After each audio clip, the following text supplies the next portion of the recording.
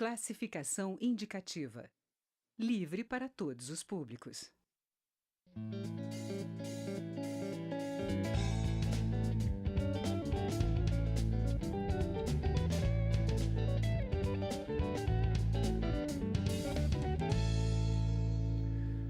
O sobrenome Capiberibe é muito respeitado no Amapá. Camilo Capiberibe, o entrevistado desta edição do Palavra Aberta, chega à Câmara no rastro dos pais. João Capiberibe foi prefeito de Macapá e governou o estado. Foi senador e, na juventude, foi preso durante a ditadura militar, exilado político, junto com a mulher, a ex-deputada Janete Capiberibe, que também sofreu exílio e cumpriu 4 mandatos aqui na Câmara. O deputado Camilo, tal como o pai, também governou o Amapá, além de ter sido deputado estadual. Ele chega à Câmara prometendo trabalhar pela transparência na gestão pública, pelo desenvolvimento sustentável e pela proteção aos direitos das minorias. Deputado, antes de mais nada, seja muito bem-vindo ao Palavra Aberta, TV Câmara. Obrigado. Eu gostaria de pegar, e aí ainda nem citei Raquel Capiberibe, que foi constituinte e tal, que é sua tia. Foi. Isso, minha tia. É uma família 2 que já mandatos, tem uma tradição política muito forte. Eu citei rapidamente esses 3 pontos aqui: desenvolvimento sustentável, transparência na gestão pública, proteção do direito das minorias. A transparência na gestão pública, que o senhor está se referindo, ela se concretiza especificamente em quê? Veja, nós já temos uma lei que obrigou as 3 esferas da administração a publicar em tempo real a execução dos seus orçamentos, né, que foi a lei apresentada justamente pelo senador Capiberibe. Aprovada foi uma emenda à Lei de Responsabilidade Fiscal que criou essa obrigatoriedade. Então, hoje, se tornou uma coisa natural e acessível no Brasil você entrar no site para saber o preço do cafezinho que está sendo pago na Câmara ou na Prefeitura, saber quanto custou a passagem, todas as informações. A Câmara, em particular, é um dos órgãos mais transparentes que tem no Brasil. Nós temos, assim, eu diria, uma calibração de transparência, né? O Poder Legislativo é um dos mais, federal, dos mais transparentes.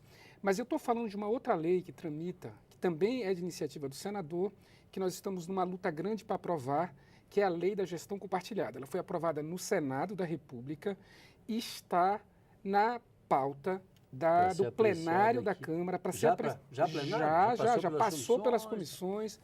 E o que prevê esse projeto? Então, ele pretende, porque a transparência já está lá, é um fato dado.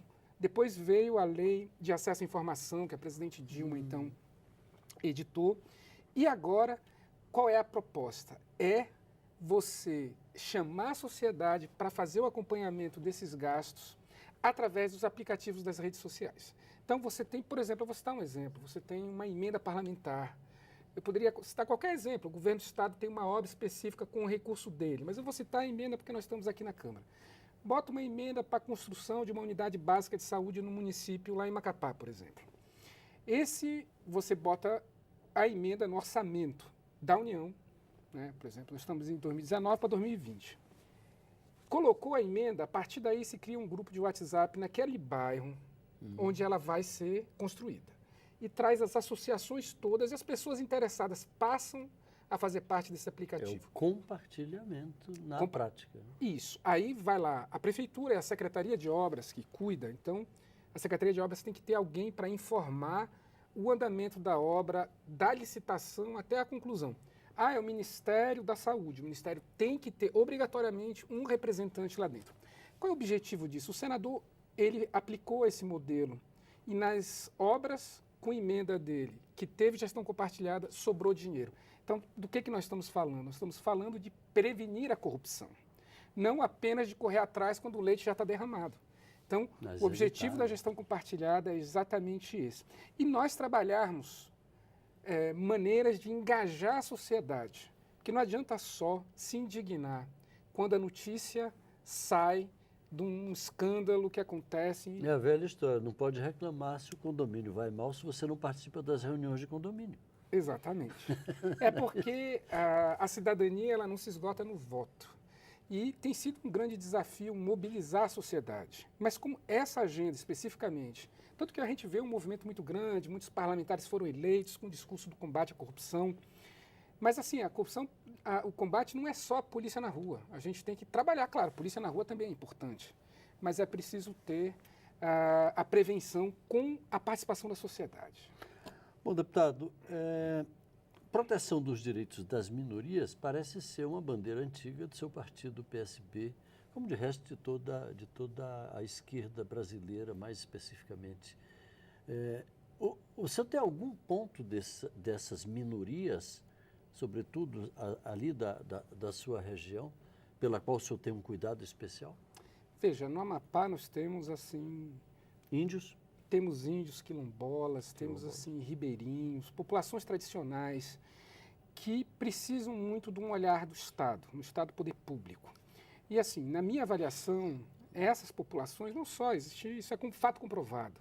As populações tradicionais são as que mais garantem a preservação do meio ambiente. Por exemplo, as áreas indígenas, elas são uma garantia de que não vai haver degradação. Existe nesse momento no país um grande debate sobre a exploração dos recursos que existem em áreas indígenas. Os índios, por exemplo, os povos indígenas do Amapá, eles são muito claros e definidos na posição deles a respeito disso. Eles são contrários. As terras do Amapá é um caso à parte, né? Porque todas as terras já foram homologadas, demarcadas, isso está resolvido. Mas a questão é, eventualmente surge o discurso, né? O presidente chegou a falar isso, mas de rever. Essa cobiça é antiga. É antiga porque todo o mundo Amapá, de olho, porque o Amapá, exatamente, sobretudo, tem uma área enorme de preservação de área indígena. Não, E aí todo mundo mais de tá de olho. 70% da área do estado é protegida. E o Amapá é um dos estados que tem as maiores reservas, por exemplo, de minério de ferro, de cobre.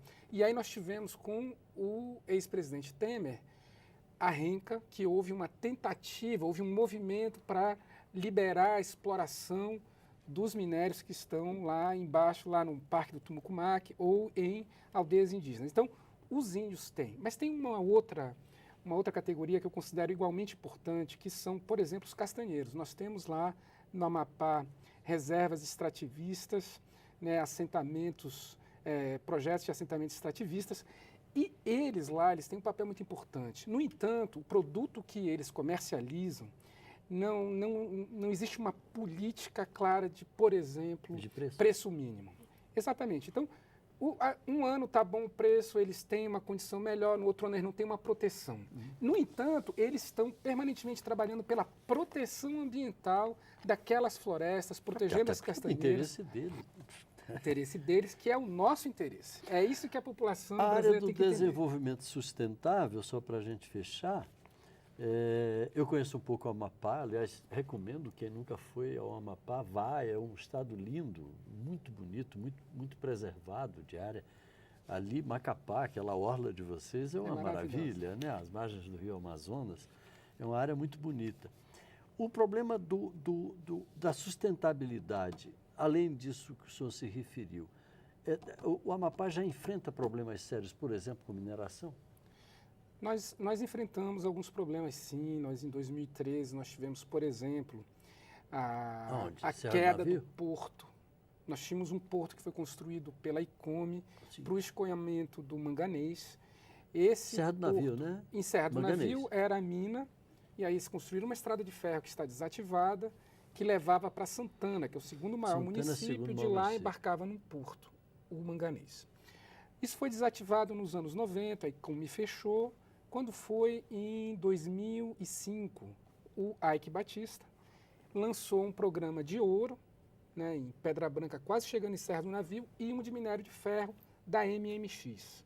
Isso, em 2006, começa a operar a MMX, é vendida para Anglo Ferros, uma grande operação que envolveu o sistema Minas Rio, que também era dele, e a Anglo Ferros, então, passou a explorar e, de maneira irresponsável, estocar minério de ferro em quantidade muito superior ao que a área da companhia podia receber do porto de embarque de minérios. E aí caiu, morreram várias pessoas.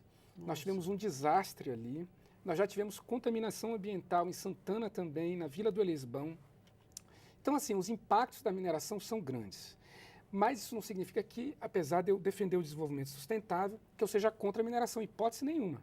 O que nós precisamos é criar regras. E você vê o seguinte, que isso aconteceu no Amapá e agora nós vimos o que aconteceu em Minas Gerais, em Brumadinho. Então, já vem acontecendo desde de Mariana. Né? Então, as regras, elas precisam ser claras e elas precisam ser cobradas. Nós não podemos viver essa situação com morte, com degradação ambiental, enfim, com comprometimento do futuro. Deputado Camilo, sucesso no mandato. Próxima entrevista a gente vai dividir uma mujica de camarão aqui.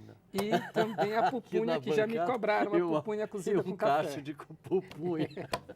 Muito obrigado. Muito obrigado, Paulo. Eu que agradeço. A você de casa, muito obrigado pela audiência, um grande abraço e até a próxima.